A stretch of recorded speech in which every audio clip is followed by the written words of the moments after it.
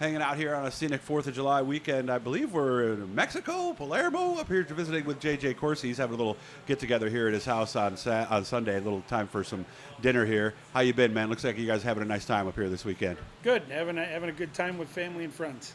What are we doing at this get-together today? Just celebrating 4th of July, a day late, doing some four-wheeling, play some cornhole, volleyball, got some RC cars. Rednecking it up a little bit. Wow, that sounds like a good time to me, right? So far, so good.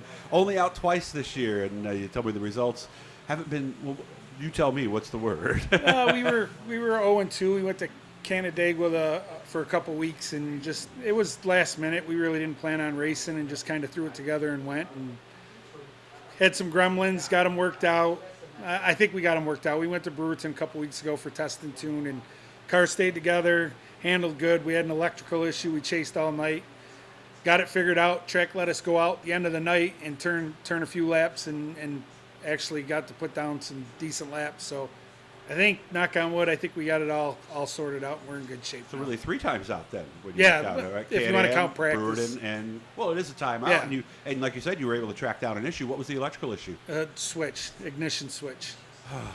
Always something little like that, is it? Or a ground or something. A lot of the time, those dashboard problems are things that people tell me. And I'm not an electrician. Oh, you're not? Luckily, Adam was there. Him and Jim Walsh, the two of them, all night scrambling. They got it figured out. Because if it was me, it had ended up in the trailer going home, calling someone during the week like, I don't know what's going on here. Yeah, I remember we had a starter problem one time, and it was like, all right, start at the starter, trace the wires. Yep. I mean, that's really the only way to fix that kind of stuff, isn't it? Yes. Yeah. It's electrical problems can be the worst. They really can. Because they could be the simplest thing or they could be the biggest thing. You just don't know. And they could be the one thing that you just don't happen to notice. And, right. Yep. And absolutely. there it is, just like that. I couldn't almost notice the time at Canandaigua. Boy, that thing all of a sudden just went straight on you one time in the middle of 3 and 4. Yeah, we lost a bolt on the floor, so the rear end was kind of doing what it wanted and come out of 4, and it took off to the wall, and I probably took a deep breath for a second.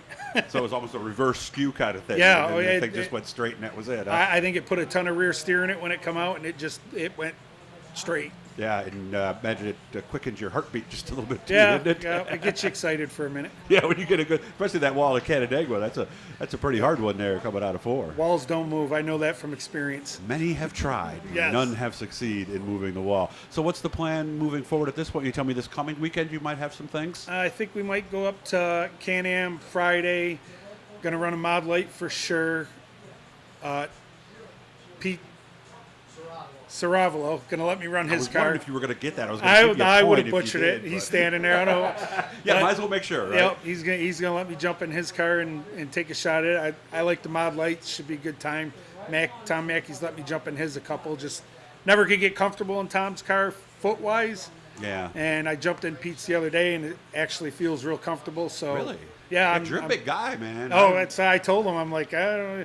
They're like, I guess the guy that had it before was like 6'2", 300 pounds. So I'm like, oh, I ain't 6'2", but I'm close to 300. So, So we're fine in there. Yeah. That's nice because those cars can be a little tight. Remember, guys, like and subscribe. The subscription doesn't cost any money. It just lets you know when we're doing something cool. So how have you and the family been since everything happened back in March? Because, I mean, we were ready to go. I know your wife was ready to go to the car show that weekend, the expo, and work, and then bam, shut down. Nah, we're good. We pretty much, for the most part, like everyone, stay home, do our own thing. You know, obviously lately with things letting up, we're starting to get together with family and friends and, you know, explore out a little bit more. But, you know, we're good. Everybody's staying home, staying safe, and, you know, we're riding four-wheelers and, you know, taking advantage of not racing for a change, you know, having a summer where you can actually do some family stuff and not be at the racetrack all weekend. So Did you work the whole time? I've been working. Luckily, I'm fortunate. I've been working the whole time. The wife, she got pulled out of work for some medical reasons, but you know, still we're good. Nice. So what are you thinking moving forward now? How much do you think we will be able to race? Because obviously we can't ignore the fact that there is a frame behind you at a various level of construction. Michelle's car, our plan, before even all this went on, our plan was to tear her car apart, go through it, do updates. Like, we weren't racing at all with her car this year. That was our plan from the start, and she's picking away at it. We just got the shocks redone. The rear end's coming, fresh rear end. We're going to get the tranny redone. We're going to get a motor over the winter, put a new body on it. updating it. We're going to go all coilovers. We're going to try the coilovers. So the goal is to have this ready for next year. Yes. Taking your time and make sure it's right. Yep. And next year, I'm not going to say I'll never run it. I'm sure I'll end up in it. Yeah. But for the most part, it's going to be her deal. I'm going to step back and let her. Nice. She always steps out for me, and I want to make sure she can get a season of racing in. I've seen some of the stuff she's put on Facebook. Don't spend money buying me flowers. Yep. Buy me race car parts. You really are in a rare position in the wife department, aren't you? I'm incredibly lucky in many ways. So. Yeah.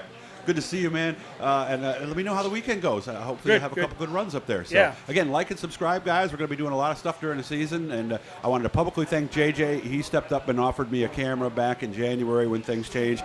It is just unfortunate that it wasn't the right camera for what we needed to do, but I'm eternally in your debt, and thank you very much, man. I really appreciate it. Glad to give you some direction and try and help you with something you wanted to do. I appreciate that. I really do. But again, like, subscribe, guys. There's going to be a lot of cool stuff this year.